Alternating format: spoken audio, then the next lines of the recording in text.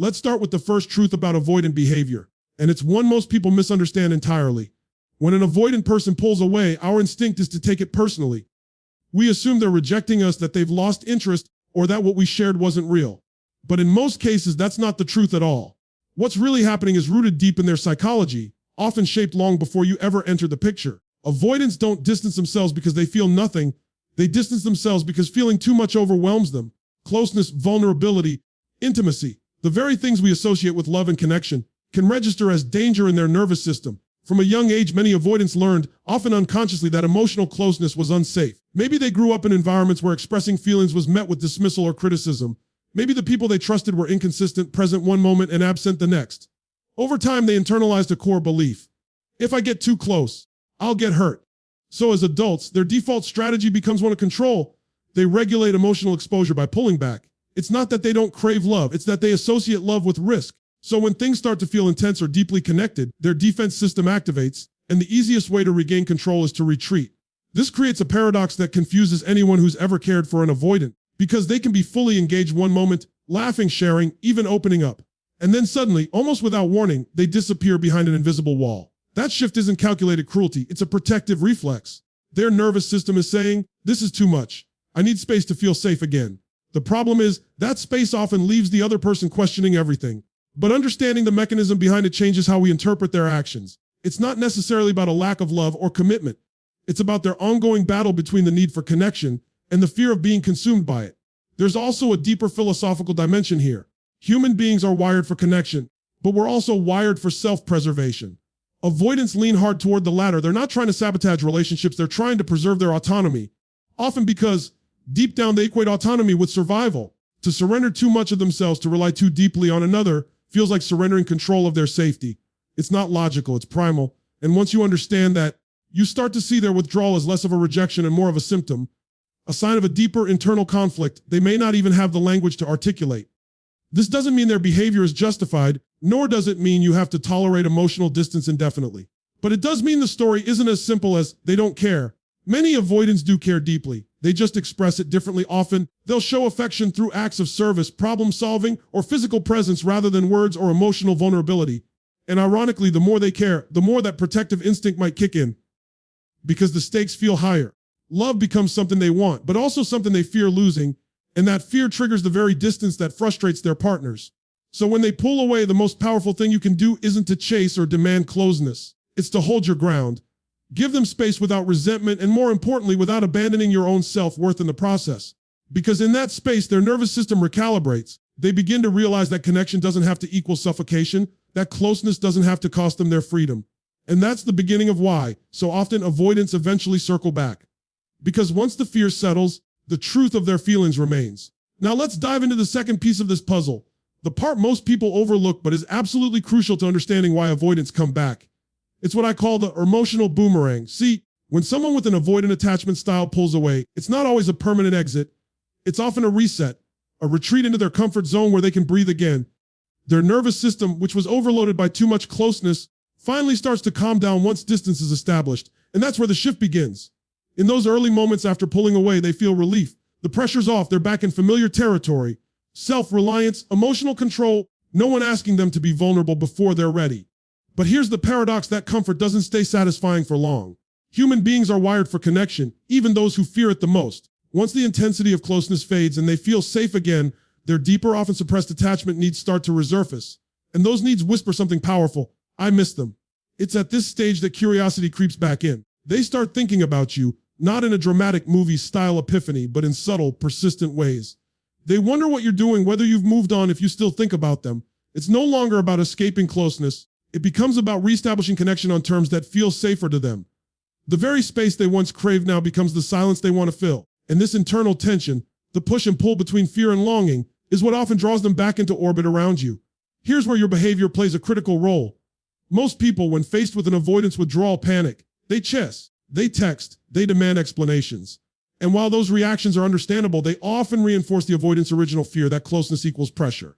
But when you do the opposite, when you hold your center, focus on your life, and give them the space they subconsciously asked for, something profound happens. They no longer associate you with suffocation.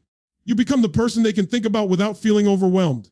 And that makes returning feel safe. This is not about manipulation, it's about emotional dynamics.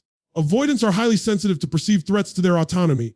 When the pursuit stops, the threat dissolves, and in that vacuum, their natural attachment system wakes up. Space becomes a catalyst, not a punishment. It allows their defenses to lower just enough for genuine desire to emerge. And once desire returns, so does initiative. They might not show up with grand gestures right away. Sometimes it's a subtle message, a casual, "Hey, how have you been?" But behind that small step is a significant shift. The part of them that once ran from closeness is now searching for it. Philosophically, this speaks to a deeper truth about human behavior. We often desire most what we feel we might lose. When you stop overextending, when you stop proving your worth, you create a sense of scarcity, and scarcity amplifies value. They begin to see you not as an ever-present option, but as someone with boundaries, someone who is choosing themselves. That's attractive. That's magnetic. And it quietly rewrites the narrative in their mind from "I need distance" to "I want connection." This is why so many avoidants eventually circle back. It's not always about regret or even conscious choice. It's about an emotional system recalibrating itself. They needed space to stop running from fear, and once that fear subsides, what's left is the truth. They cared more than they let themselves admit. So the next time an avoidant pulls away, don't see it.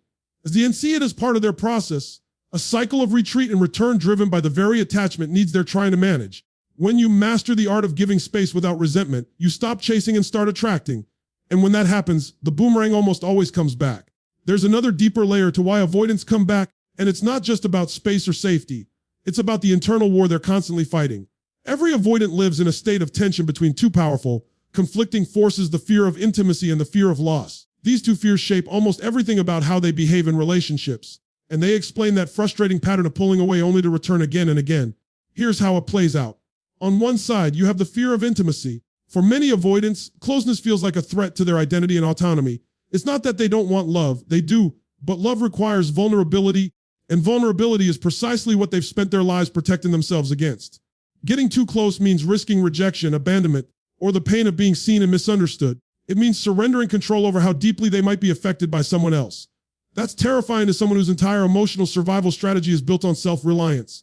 So when intimacy starts to deepen, their instinctive response is to pull away, to retreat into familiar territory where they feel safe and in control. But then there's the other side, the fear of loss.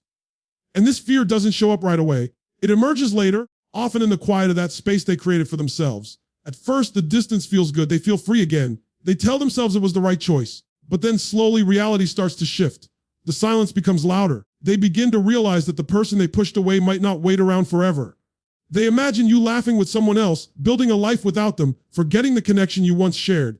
And suddenly, the idea of losing you, something they thought they wanted, starts to feel unbearable. That's the turning point. Because at that moment, the fear of loss begins to outweigh the fear of closeness. Their internal balance shifts. The very autonomy they fought so hard to protect now feels empty without connection. And that emptiness drives them to reach back out, even if it means confronting the vulnerability they once ran from. This push-pull dynamic is exhausting for them and for you. But it's important to understand that it's not a game. It's the only way they know how to manage the paradox of wanting love and fearing it at the same time. This is where your role becomes powerful. You can't fix that inner conflict for them, but you can influence which side of the scale tips. When you chase, plead, or overextend, you reinforce their fear of intimacy. Because now closeness feels invasive, pressured, even suffocating. But when you step back, when you hold your boundaries and demonstrate that your life continues with or without them, you amplify the fear of loss. And when that fear becomes louder, their resistance starts to break down. They're drawn back, not out of weakness, but because their deeper attachment needs are finally louder than their protective instincts. Philosophically, this struggle reveals something profound about human nature. We're all seeking a balance between connection and independence. Avoidants just sit at one extreme end of that spectrum. They crave love, but they also crave safety. And their journey is about learning that those two things can coexist. That closeness doesn't have to mean losing themselves, and that independence doesn't have to mean isolation. Often, it's not until they feel the real possibility of losing someone valuable that they begin to question the cost of their avoidance. So when they come back, it's rarely because they've suddenly become someone else overnight. It's because that inner tug of war has shifted in your favor. Because their fear of losing the connection outweighs the fear of feeling it.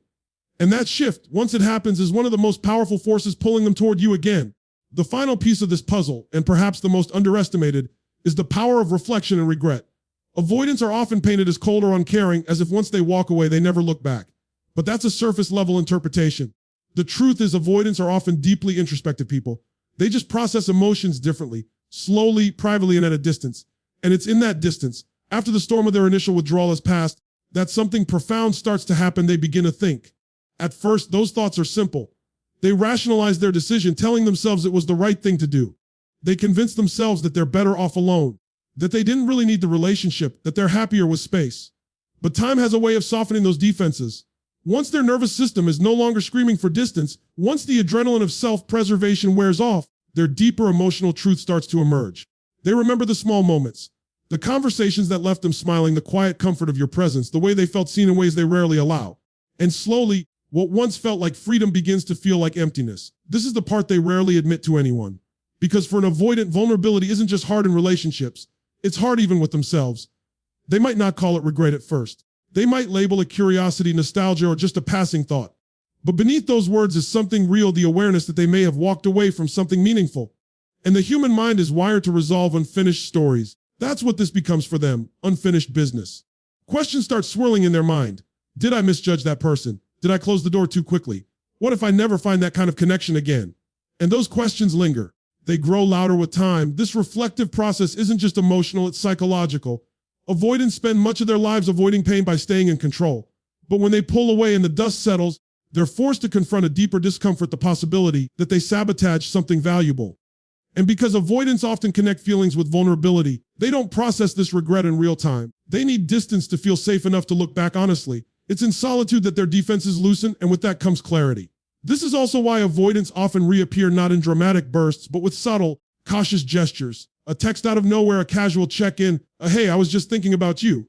To most people, that seems small. But for an avoidant, it's significant. It's the beginning of reconciliation. Not just with you, but with themselves. They're testing the waters, trying to see if the door they closed might still be open. And if it is, they often step back in, this time with a slightly deeper awareness of what they stand to lose. It's important to understand that this isn't about weakness or indecision, it's about growth. For many avoidants, regret becomes the bridge between fear and desire. It's the force that pushes them beyond their protective instincts and toward genuine connection. And it's not always immediate. Sometimes it takes weeks, months, even years. But that internal dialogue, that question of, what if I was wrong, has a way of pulling them back toward what they try to avoid. Philosophically, this speaks to something profoundly human. We often don't realize the value of something until we face the reality of its absence. Avoidants are no different.